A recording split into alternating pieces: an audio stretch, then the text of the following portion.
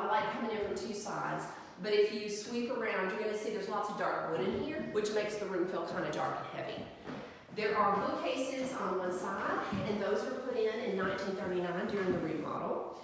And they're kind of fabulous. They used actual plywood backing, which is, 1939 was like they used the highest tech materials of that time. And very few people, I mean, plywood had just come out, so this was kind of a new thing. And the pegs, the movable shelves, that was also just in its early infancy.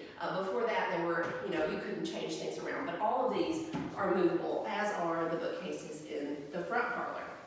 So what we're planning on doing here is I have tons and tons of books.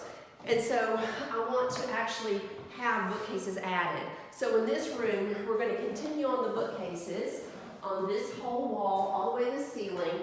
They're going to replicate the look that you see here. And that's going to enable me to get a television in the back of this bookcase because we're going to live here. It's not going to be a museum. So that will be here. I'm going to do a beautiful light color, not white. There's not going to be a lot of white in this house. If you know anything about me, you know I love color, color, color. And so we're going to have a lovely color on all of this dark wood to brighten it up. I will be preserving the existing stain on the baseboards, on the bookcase, and on the beams in the ceiling. And they're kind of fabulous. We're going to take a look at those as well. So we're going to take this door off because it'll be more functional for us to use and have this bookcase and TV. So this is going to be our living area, our main living area, but we're going to call it the library, of course. So come on this way. So we're going to come back in here to this kind of spooky dark hallway. It's completely paneled. Again, this was done in 1939. And it's kind of a neat space. It's very cozy. They used it as, you might want to come this way so you can kind of see there's all these built-ins, and they had like a gun rack back in here and all this built-ins for coat closets and that kind of thing. And this leads out to the, I'll show you, out to the screen and porch area.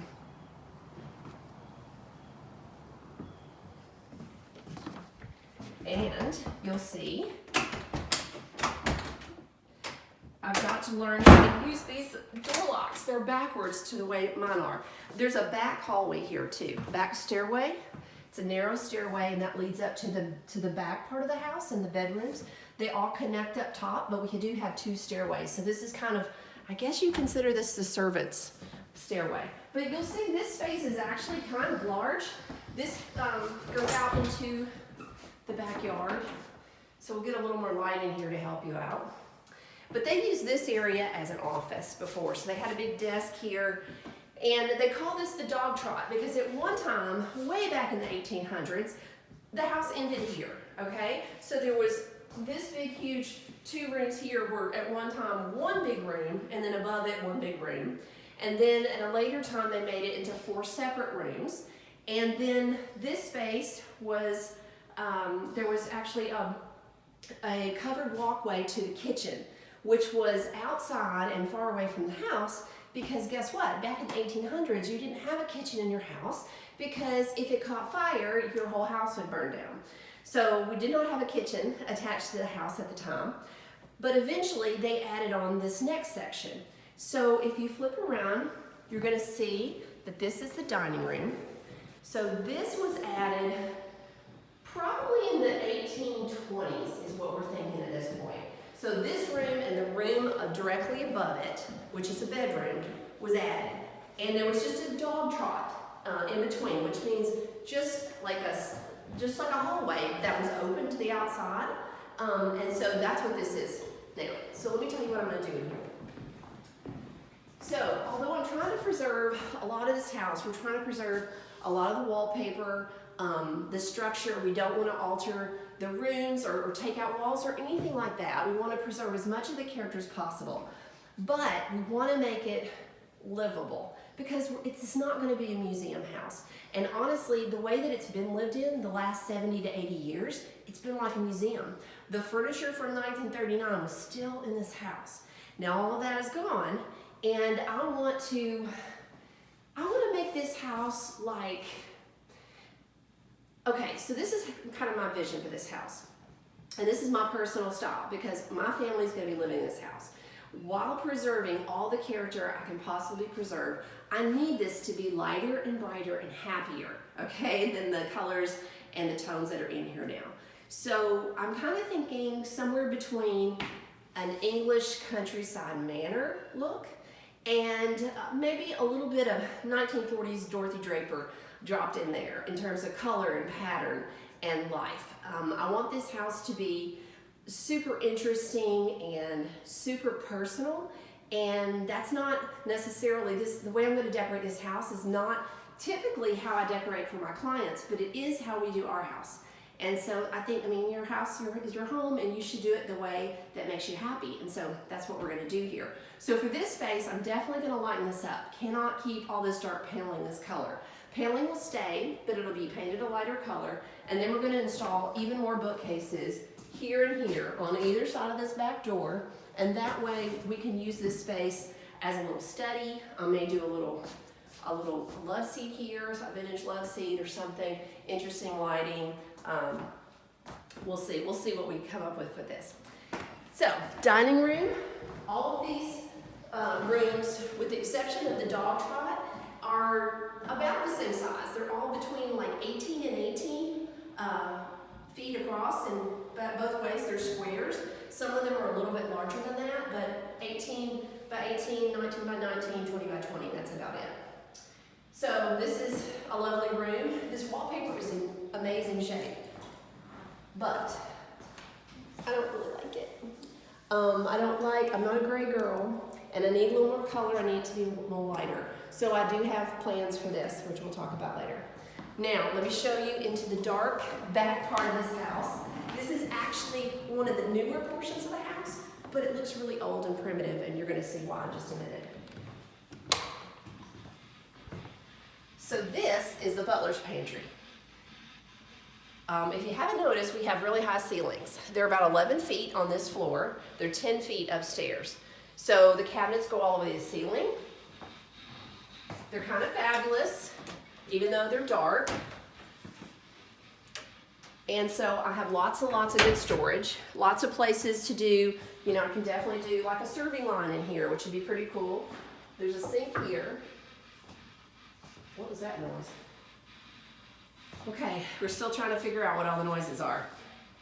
This little buddy is making a really weird noise. I'll have to find out about that. But anyway, this is the butler's pantry. So come on into the kitchen.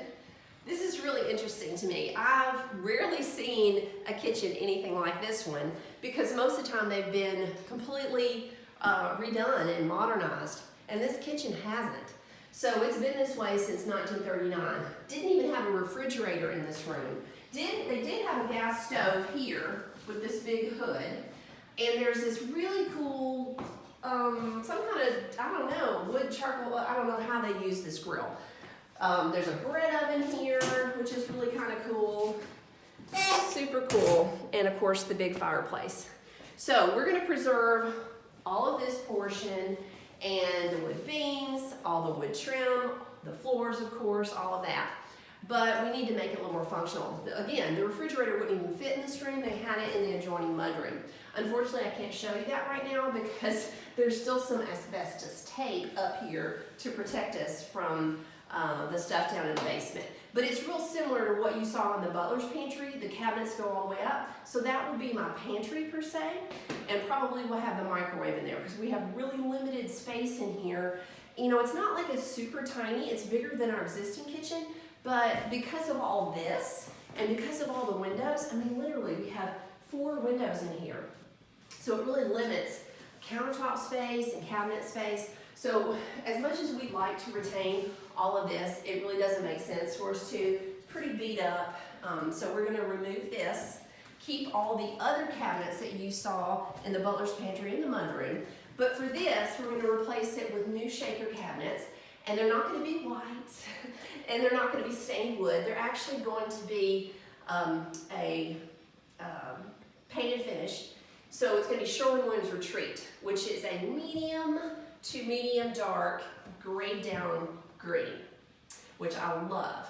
And I'll show you those samples later. So that's going to be here. And then we're going to add cabinetry here, and you can see where we've taped it out on the floor. So we're going to have our new refrigerator here. We're going to have a range here, a little bit of cabinets on the other side of that. And that's it in terms of adding cabinetry in this room. We'll probably do a long, thin antique table that we can use as more workspace on top and maybe a little storage for pots beneath. And then we plan on eventually building in a breakfast nook of sorts here, which we did in our other house about 8 years ago. My husband built all that in himself, so that's probably what will happen this time, so we can get it exactly the way we want. But I wanted you to look at a couple of cool things here. If you'll notice, this whole rough-hewn, actual, really old wood. Nobody took a hammer and ripped this up to make it look old. It just actually is old. We think that this kitchen may have been added in the late 1800s, but again, it was remodeled in 1939 along with the rest of the house, and it's been this way for a really long time. So I just want to thank you for listening and taking a look around our house. This is just the main floor. There's a whole upstairs I want to show you next time. I have lots of great plans. Can't wait to show you what we're going to do, and just come check us out as soon as I get the next video up. Thank you.